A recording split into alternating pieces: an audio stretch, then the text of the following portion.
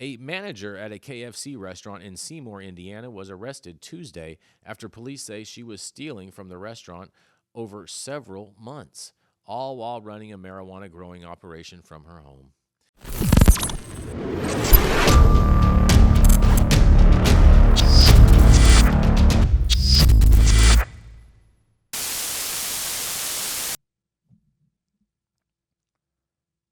Whenever you're ready, Adam. Good morning and good afternoon. It is Saturday, September 14th, 2024. We hope you had a great week this week, and this is your weekly blunt wrap-up of the Blacklist XYZ. I'm your host, Jason Beck, and please remember to smash that like button as well as subscribe to the channel if you haven't already, as well as drop us a comment below of what you think about this week's blunt wrap-up of the Blacklist XYZ. So, let's get right into it with story number 1 in this week's blunt wrap-up. Blacklist says, this is a lawsuit to watch, you guys. That's right. Cookies owners are suing the other cookies owners. And even though Burner is throwing a temper tantrum at the moment and mad at me, my empathy is with him. In a May court filing, TRP added allegations in a proposed amendment complaint. The new claims include that Cookies forced TRP to, and quote, waste retail space selling Burner's CDs, vetoed the sale of competing high-performance brands, and chose its close family and friends and vendors and contractors. Cookies declined to comment for this story, and TRP didn't respond for requests for a comment. And the new allegations, which have not been previously reported, include that Cookies retaliated against TRP for the lawsuit by putting out a May press release stating it intended to acquire all of TRP's operational cannabis assets in Florida, which would include around 10 stores. TRP claims the release was a contrived effort to disrupt its fundraising, you guys. And the source of this is Weed Week News. So, this is not surprising. Cookies have been operating in three different companies for a while. You have one suing the other, and this has been going on and on. And from a lot of the people that I hear in a lot of the comments, believe that TRP is probably ultimately at fault in this. But I don't know, and I'm not trying to steer any narratives in that way, but it seems like a number of the comments in this post believe that, and I know from people that have had personal experiences with TRP that they have not enjoyed working with them whatsoever. So, we shall see. And on another note, if I do happen to murder your Instagram name, I do apologize in advance. It is not intentional. And now we're going to see what y'all had to say about this. Ganja Bob 707 says, which ones, TRP? The ones in Central Cali? Or the first owners from Melrose? Or the OC guys? 300 DC says TRP is killing the brand and ruining it to the ground. I know a number of people that would agree with you on that. Chevy 725 says, man, remember when it was illegal and the weed was good? Man, those were the days, right, Chevy? Man, I miss those. Vader Extract says, investors' motto, don't work in cannabis. That is true, and that's why the financial markets are pretty much dried up when it comes to this, but a lot of that is because a lot of people just want to believe these crazy prospectuses, and people thought they're going to get $35 an eighth forever on ends and whatnot, but whatever. Inspired_grower says, crookies. And crypto_hub.llc says, Cookies Tree in Florida is straight boof pack. Bring back the 2018 cookies. This new designer boof is weak. And Smoking24_ says, he's still selling merchandise. He don't care about the cannabis. That is true. They make way more money on their merchandise than anything else. And What the Effin says, whatever happened selling music out the trunk, right? Back when you had cassette players and things, right? Genobody_LA says, at this point, if anyone is still working with dookies, you get what you deserve. And Grower Groot says, imagine getting a cookies tattoo, LOL. Now that is a funny one right there. That is pretty funny. Moving right along into story number 2 in this week's blunt wrap-up of the Blacklist XYZ. On today's episode of How to Catch a Felony, 13 bottles of pesticides manufactured in Mexico that are banned in the United States due to their toxicity were discovered at an illegal grow in Cobb, California. Additionally, 3 bottles of heavily regulated pesticides were discovered on the property. The Lake County Sheriff's Office conducted aerial surveillance that led to the discovery of the illegal outdoor marijuana cultivation site in the middle of the Season stream that drains directly into the Kelsey Creek, where the pesticides were discovered. Subsequent investigations revealed that the property was owned by a Salvador Martinez, 34, of Cobb, and detectives served a search warrant at the property located on Bottle Creek Road in Cobb, California. Salvador Martinez, 34, of Cobb, was immediately located and detained.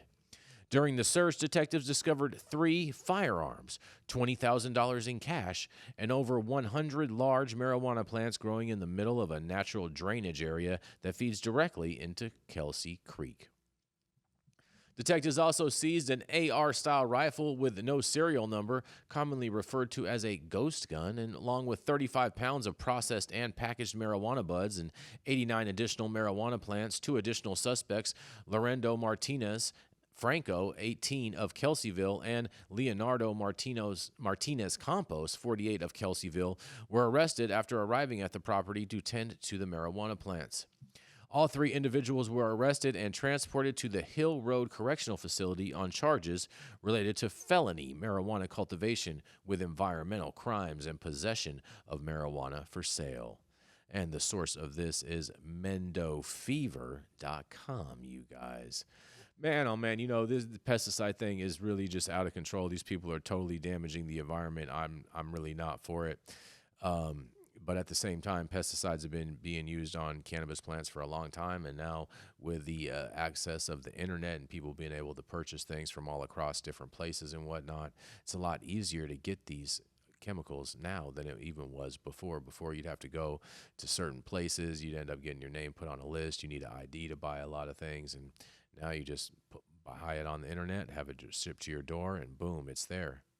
And a lot of this stuff you can buy even with cryptocurrency and things like that to try to protect your anonymity, but at the same time, you're sending it to an address, so your anonymity is not really that protected as much as you think. But nonetheless, let's hear what you guys have to say about this. Grandma Lear123 says, wonder how many small batch growers spray poison on their grows and claim it's clean and high end. It's a great question. Great question. MBCCT3 says, I bet those products are safe if used correctly. They're just banned on the U.S., so every other product that's been around longer can continue to profit. Now, there's a good rabbit hole to go down. Stoned Coal _615 says, pesticides are going to be the death of the cannabis industry if we can't get this under control better. I would rather spend time, effort, money, and energy making sure that I didn't have to use pesticides at all. Well, that's a great place to be if you can do it and get that done. That's fantastic, but it's not feasible for most of these people. Big Bad Nora says, meanwhile, your plug is currently posting these same packs on his IG. LCGs and runts for the low. Resin Hits _farm says, yeah, using all them pesticides, they deserve everything they have coming their way. No care for the people buying their product and basically poisoning them. My old boss at a med rec spot used to spray the Eagle and Avid, and like I would get so pissed at him, I would constantly get put in the trim room as punishment. So _ill_fluorite says, all the regenerative practices we have today and people still want to use chemicals, right? Because these regenerative practices are promoted very, very heavily all throughout the community. So I agree with you on that. 707 Cali Grown says, that's my hometown, Lakeside, home of the best grown Cali flowers. And best pollutants probably as well. Under Ray Did says, one less box of Bootsy Boofs off the street. I couldn't agree with you more. And Mad Doctor 707 says, I bet his flowers get people way higher than all the rec bullshit. You might be right about that. But it might not be that good for you. Azraquara Wordle says, yet 99.99% of American food and produce is sprayed with cancerous materials. You are so right about that, and our cannabis is tested far more vigorously than any food products that we all humans consume every day. You're 100% right about that. DC_Chronicle says, this is the kind of plug American trappers are tapping into for their Zaza. They even said they don't care how the bud's been treated, or with that DDT, Eagle 20, etc., they'll probably buy this flower and try to wash it into hash rosin. Clown show. Fair enough.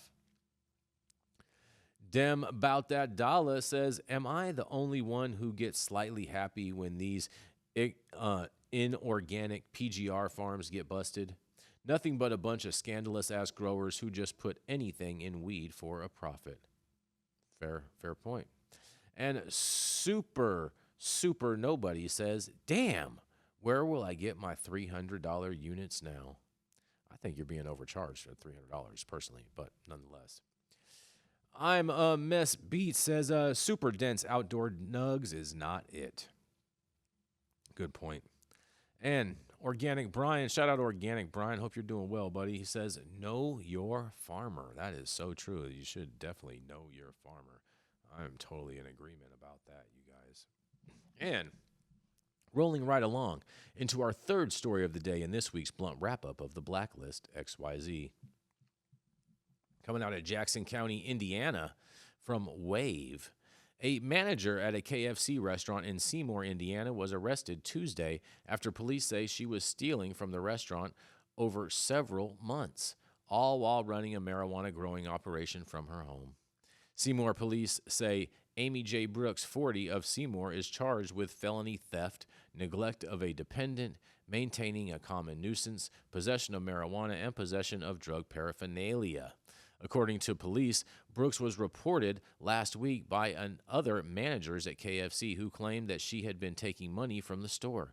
Brooks reportedly said she was putting money in the safe, but numbers weren't matching up, and officials with KFC said they were missing more than $7,000 in a period of 7 months.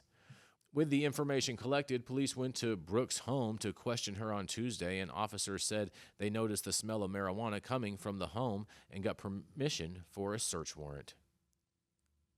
Inside, they reportedly found marijuana, drug paraphernalia, and equipment for a marijuana grow operation, and while interviewing Brooks, police say she admitted to taking money from the KFC restaurant in which she served as a manager.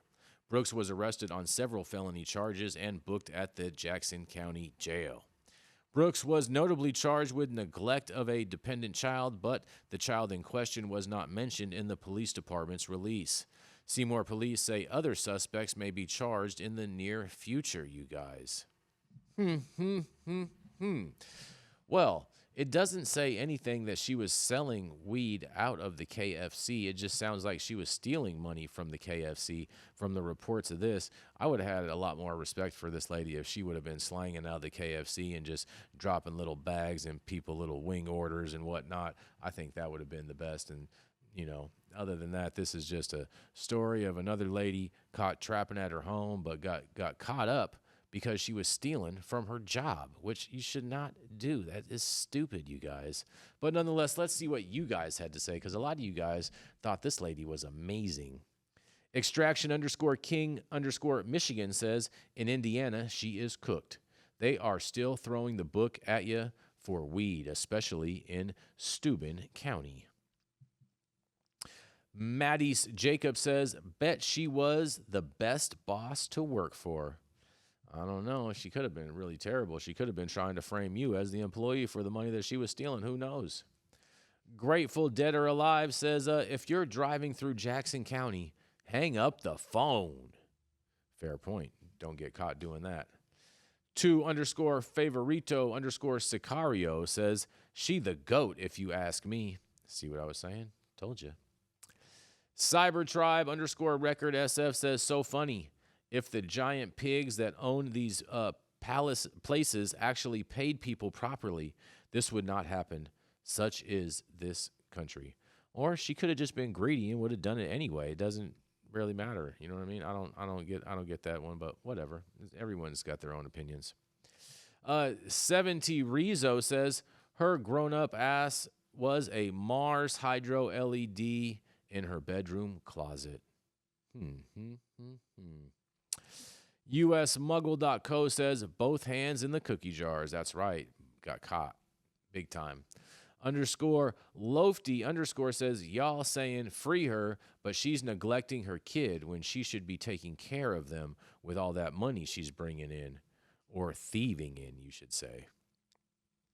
And the Humboldt Hobbit says, the face of weed today. That's cute. And Birdman.1 says, that weed had her munching for some nasty freaking. It's definitely not chicken anymore. R.I.P. the real Colonel. R.I.P. the real Colonel. That's right. KFC did have to change their name from Kentucky Fried Chicken to KFC, I think, for that exact reason. But nonetheless, that's a whole nother rabbit hole for a whole nother episode on a whole nother weekend. And moving right along into our fourth and final story of the day in this week's blunt wrap-up of the Blacklist XYZ. A Hong Kong aviation worker and his Thai companion have been detained in Taiwan after they allegedly tried to smuggle $2.8 million worth of marijuana in their luggage as they transited through an airport on the island. The Taiwanese Aviation Police Bureau said on Wednesday that it and Taipei Customs had cracked a drug smuggling case in which two suspects attempted to transport around 45 kilograms of illegal drugs from Thailand in their checked-in luggage in April. The pair, who were in transit to Hong Kong from Bangkok, were intercepted by customs officials at Taiwan Airport, which with several Taipei and northern Taiwan. Authorities revealed the details of the case on Wednesday following the conclusion of a 5-month investigation. And according to the Bureau, officers found 22.65 kilograms of marijuana in the luggage of a 24-year-old Hong Kong man, in that his own companion and a 62-year-old Thai woman living in Hong Kong after their flight from Bangkok landed in transit. The total seizure weighed 45.3 kilograms and was worth more than NT 90 million on the market. Local media said the 24-year-old was a ground crew worker, and the source for this is SCPM. You guys, man, oh man, oh man, China is not the place you want to get caught up trafficking weed. I mean, they can give you the death sentence out there. That is a communist country. They are going to wrap these people up and possibly turn them into human sushi rolls or something. But, man, this is not going to be any good for them at all whatsoever. I'm pretty sure they still do firing squads over there. And this is just a sad, sad situation. And the person is so young, 24 years old. It's just super, super sad. But nonetheless, let's see what you all had to say about this. Vandals and Pipe says, so you trying to tell me a pallet goes for $28K in China? I don't know. We're going to get more into the math in a minute. Fresh Official _ says, then the Chinese came here and sell packs for $600. They get way better numbers back at home. Who's got TP? Fair enough, fair point. They get way better numbers back at home. You're 100% right about that. Risk versus reward. Kush Life Brand says, 90 million, they should have gotten a private jet. I couldn't agree with you more. Vinny's Law says, someone said that's a death penalty case. That true? Anyone from China that can confirm? Well, I'm pretty sure that is what it is. And Dixold Paz says, not guilty, Your Honor. To which SimCity82 also says, integrity. Very timely, very timely. Abstract Soho 28 says, who snitched? That's right, because there was definitely a snitch involved in this for sure. If all of a sudden they cracked a drug smuggling case. And Bud Tender says, the Orient Express. That's cute. Burned Up Peas says, 45,000 grams, 99 pounds, 2.8 million. That comes out to about 28,000 a pound. Good job on the math. Thank you so much for that. B.NSPam says, bro, is that in 90 M's or yen or what? And Adam Kupferberg says, damn it, they're going to give them a firing squad. I think you're right about that. I think they're probably going to get a firing squad. And Jose Pete says, give them credit for staying in their own territory. I see what you did there. That was cute. Jose Pete has. That was cute. Anyways, thank you all for tuning into this week's weekend episode of the blunt wrap-up of the Blacklist XYZ. I'm your host, Jason Beck, and make sure to tune in to High at 9 News every Monday through Friday at 9 a.m. Pacific and high noon on the East Coast for America's #1 daily cannabis news show, High at 9 News, as well as continue to comment on all the posts that the Blacklist XYZ and the Blacklist post throughout the week for your chance to be featured on next week's blunt wrap-up of the Blacklist XYZ. Have a fantastic weekend, everyone, and don't forget to smash that like button on your way out and subscribe to the channel if you haven't already, as well as drop a comment down below on what you think about this weekend's blunt wrap-up of the Blacklist XYZ, brought to you by High at 9 News and Cloud Media Partners. Have yourself a safe and amazing weekend, everyone.